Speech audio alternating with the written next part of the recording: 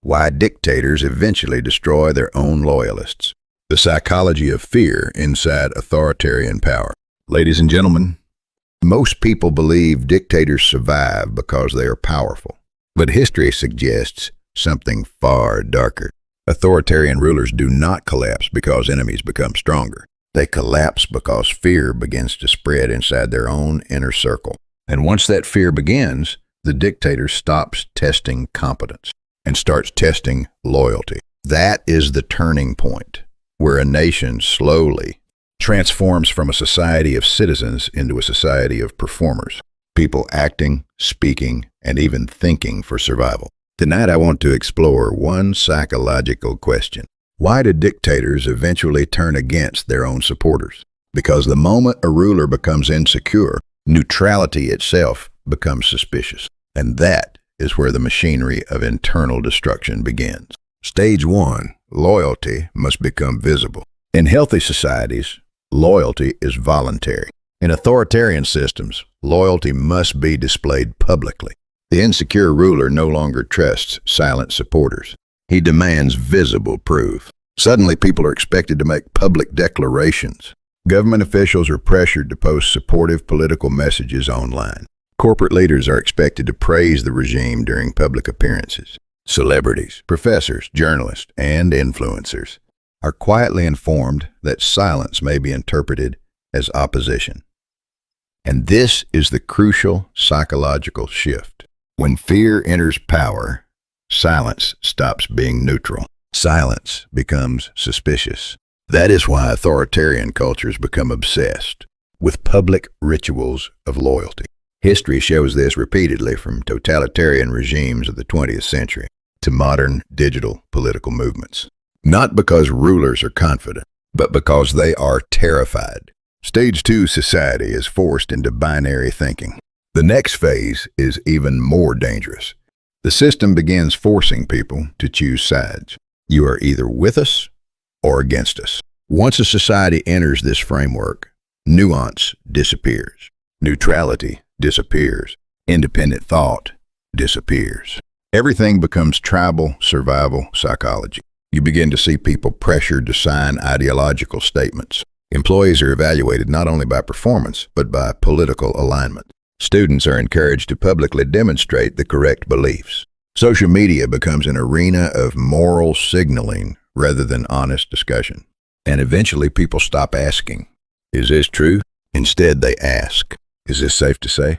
That is one of the clearest warning signs of democratic decay. Because when survival becomes more important than truth, societies begin to psychologically self-censor, not through formal censorship alone, but through fear of exclusion. Stage 3 citizens are encouraged to attack one another. This is the most dangerous stage. The regime no longer asks for loyalty alone. It asks citizens to participate in punishment. Criticize the dissenter. Report the skeptic. Expose the neutral. Destroy the unreliable. And suddenly, ordinary people become extensions of state paranoia. Media figures compete to attack political enemies more aggressively. Online communities organize mass shaming campaigns. Co-workers monitor each other. Friends become cautious around friends. At this point, fear becomes decentralized. The dictator no longer needs to watch everyone. Society begins policing itself. This is why authoritarian systems often appear stable right before collapse. Externally, everyone looks obedient. Internally, everyone is afraid. And fear creates a devastating psychological chain reaction. Silence becomes guilt. Criticism becomes betrayal. Loyalty becomes competition. The tragedy is that people are no longer acting from conviction. They are acting from survival instinct. Why dictators eventually purge their own allies. Now we arrive at the central paradox. Dictators do not fear enemies nearly as much as they fear disappointed supporters.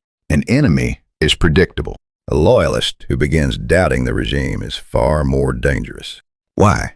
Because insiders understand the system. They know its weaknesses. They know its lies. They know where the bodies are buried, politically, financially, psychologically. And so the dictator begins turning inward. First, the quiet loyalists disappear. Then the moderates. Then the competent individuals who might become alternatives to power. Eventually, the system destroys the very people who helped build it.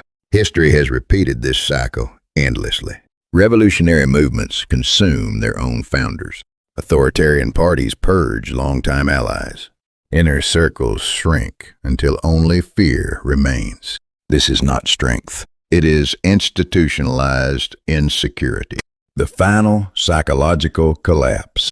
Healthy societies allow three things: the freedom to remain silent, the right to criticize power, the right to stay politically neutral. When those three disappear, fear replaces citizenship. And once fear becomes the foundation of power, collapse becomes inevitable. Because paranoid systems eventually destroy trust itself. No government, corporation, movement, or ideology can survive indefinitely. Once every member begins performing loyalty instead of genuinely believing. That is the hidden weakness inside authoritarian power. The more loyalty it demands, the less authentic loyalty actually exists. And eventually the regime becomes trapped inside its own paranoia. As the ancient wisdom of the Tibetan Book of the Dead warns in a symbolic sense, choices made entirely through fear often lead to deeper destruction.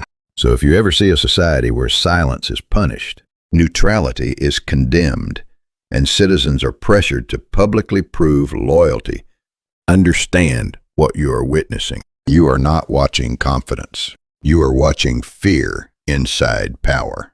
And fear, when institutionalized, eventually turns inward and consumes itself. If you found this psychological analysis valuable, consider subscribing, sharing, and joining us for the next lecture. Why purges always begin with the weakest.